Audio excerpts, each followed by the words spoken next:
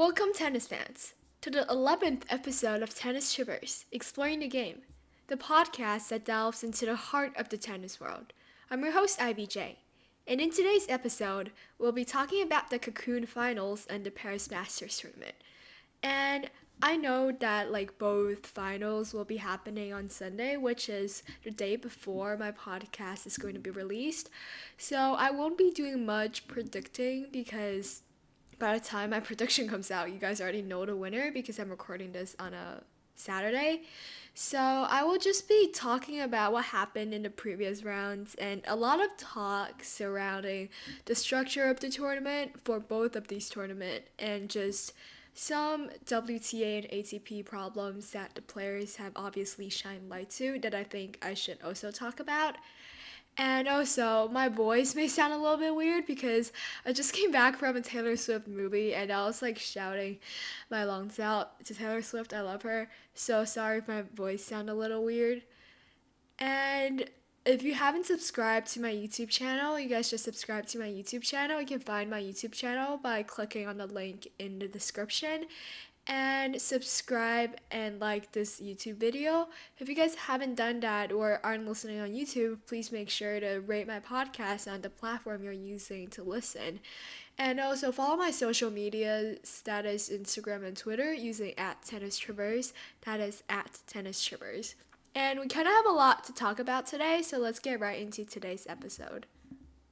So I guess we'll start off with the WTA Finals because why not?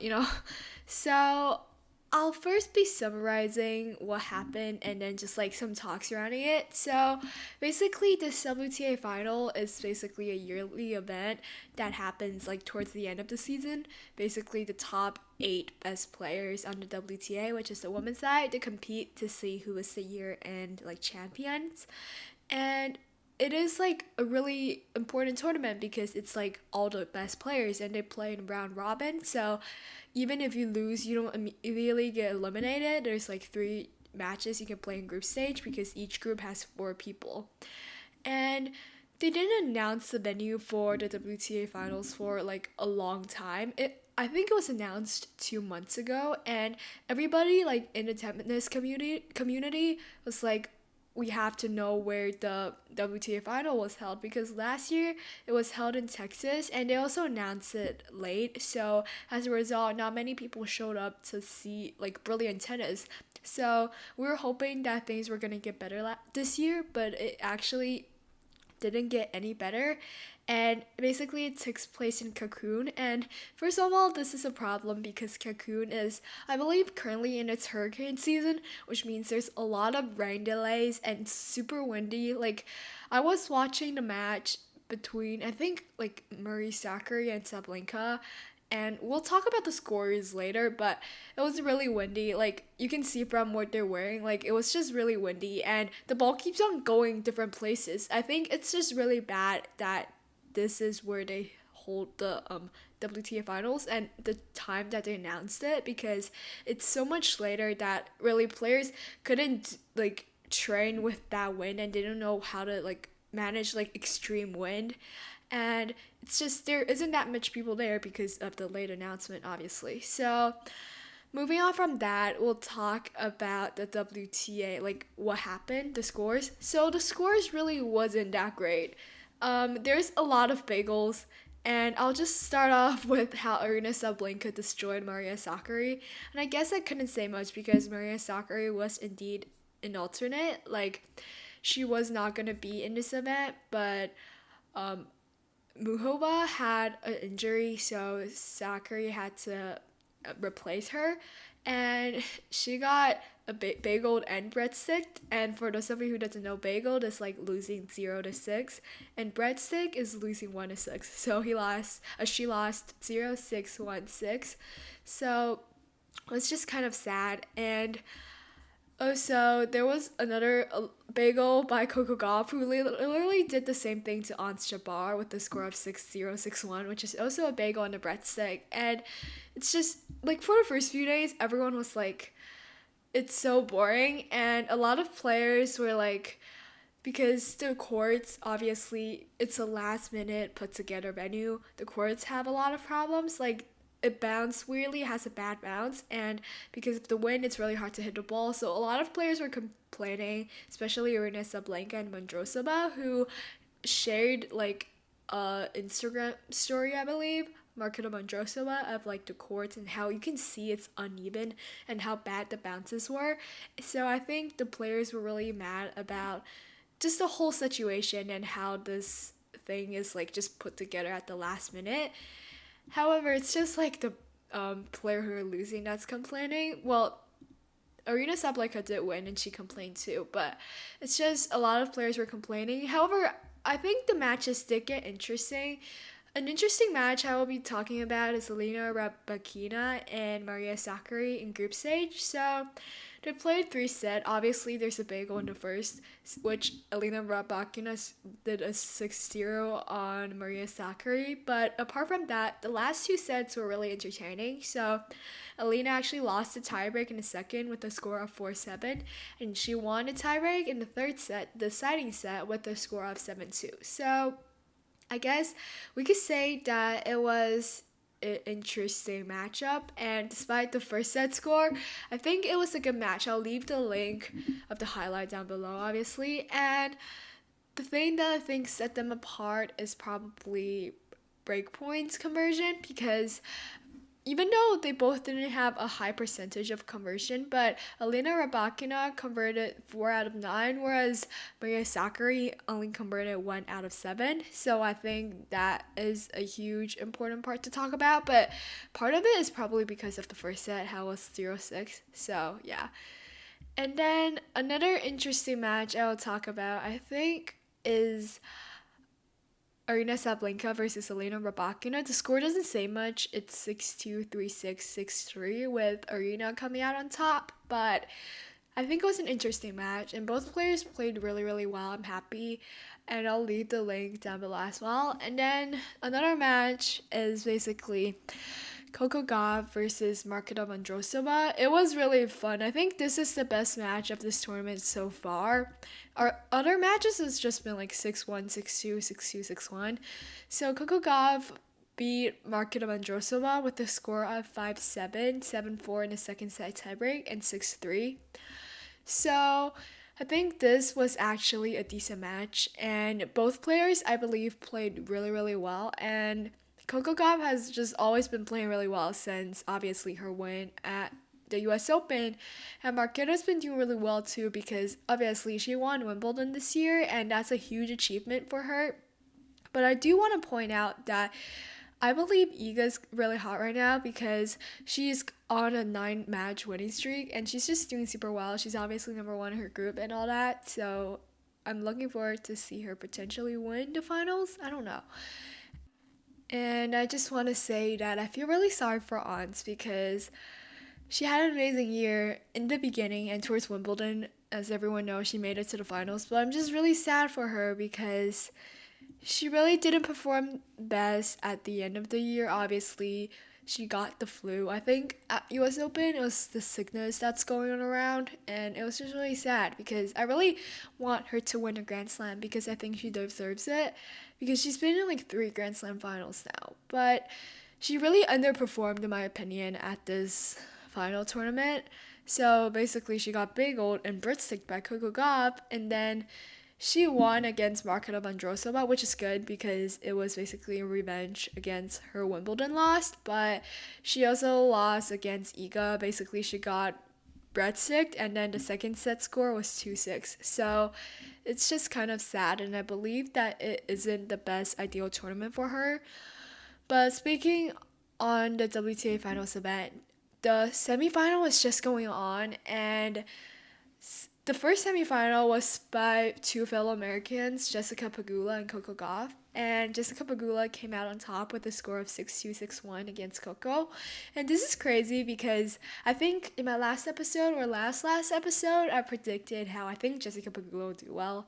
And she obviously did. She even red sticked Coco. So I'm really happy for her, and she's just been playing really well right now. I believe last year she didn't win a match and she was last place in her group, and this year she's first place. So that's a huge improvement.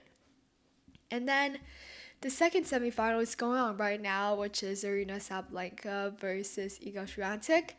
And for my prediction, I still think Iga will win because she complains a lot less. I'm not saying that that's like the deciding factor, but I'm just saying that Iga probably has a more positive attitude going into it. However, Iga do have a lot of stress because I think I saw somewhere that if Iga wins this tournament, she actually becomes the world number one over Arena. So this is a really tense matchup. And by the time this episode comes out, you guys will know who wins. But yeah, and I will talk about the Paris Masters tournament now. So, this tournament is basically an 1,000 tournament, and it is basically the last 1,000 tournament on the men's side.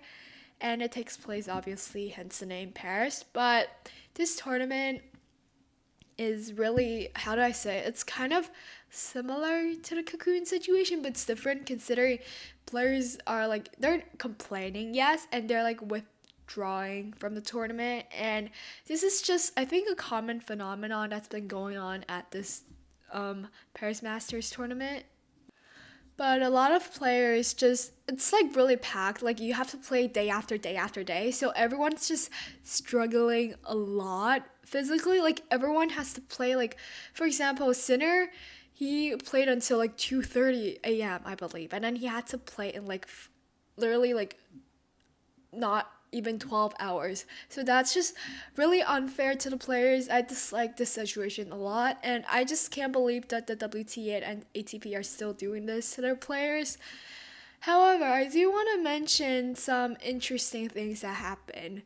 I'll first start off with like matches, obviously, but this really interesting match happened. There's a lot of good match, even though like players are exhausted. The first is Dominic Thiem beating Wawrinka.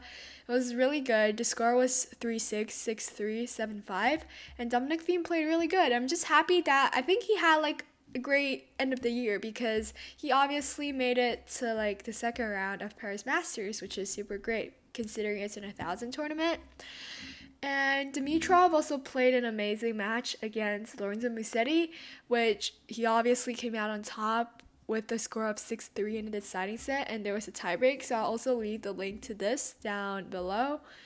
And another interesting matchup is Andy Murray and Alex de Minaur, and Andy Murray was really mad about that, but we'll talk about that later. And Ben Shelton still did well, even though he got eliminated in round one. The score was really close, and he obviously lost the deciding set with the score of 3-6. But let's just move on to like, I think the one that y'all have been waiting for, which is Carlos Alcaraz's round 2 loss against Roman Safiullin. So obviously Safiullin is a really talented player, and I believe a lot of players were like, Safiullin is really high level. It's just because of all his injuries, and I could clearly see that. He was playing so well, and I think Carlos, he's just so young, and there's so much pressure that's like built against him. I feel like everyone in this tournament was like cheering on for Alcaraz versus Novak final, obviously. So there was so much pressure, and because he's young, he obviously isn't the best at handle pressure, like not as good as Djokovic, considering Djokovic is more experienced. So he ultimately got eliminated in 2 sets with the score of 3-6, 4-6. But I think it's a good learning experience for him, and we'll see him in Turin, which is where the ATP Finals will be taking place. And Casper got eliminated in round 2, and this is just an underwhelming year for him because obviously he now can't qualify for the Turin final anymore, so he's out of the picture. I think he's done for the season. So yeah. And the other thing I want to talk about is, let's just move on now to, I guess, quarterfinals, semifinals. So one of the really good matches is Novak Djokovic versus Holger Rune, because they played last year at the finals, and it was an amazing match with Holger ultimately coming out on top, and everyone was like, oh my god, Holger's so good. And this year it was just like a really highlight after highlight match, but this year they played again at the quarterfinal with Novak ultimately coming out on top. And I'm just really impressed, and it was a 3-setter, so I'll obviously leave the link for you guys. And now let's talk about Dimitrov versus Tsitsipas. I love Grigor Dimitrov. He's been doing so well. I'm just so happy for him because he deserves it. He's just been having like injuries bothering him for a long time, and I'm just happy that he's like playing at his best level now, and he's just playing so well. So he played against Tsitsipas in the semifinals, and he won with a score of 6-3, 1-7 in the tiebreak in the second set, and 7-3 in the third set tiebreak. It was a super close match. I was watching it. I'll leave the link down below. But Grigor's been doing so well. I'm so happy for him. And then the final, which will take place on Sunday, will be Novak Djokovic versus Grigor Dimitrov. And low key, I kind of want Grigor to win because I just think that Grigor deserves it. And I want to see an upset. So I'm just happy that I hope Grigor will win.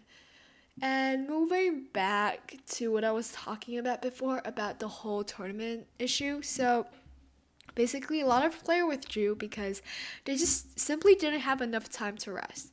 For example, Taylor Fritz withdrew because he just didn't have enough time to rest, and Yannick Sinner also withdrew, which are both like super important players that like someone could potentially see them winning the whole tournament. And a lot of players spoke out on this, especially I want to mention Casper Ruud, who basically posted something on his Twitter. He said, "Bravo," and he added ATP Tour as like sarcasm, and he said, "Wait to help one of the best players in the world recover and be as ready as possible," when he finished his previous match at 2:37 a.m. this morning. 15 hours to recover. What a joke. So yeah, I believe it's like a joke because players should at least have like a day to cover, especially like important tournaments.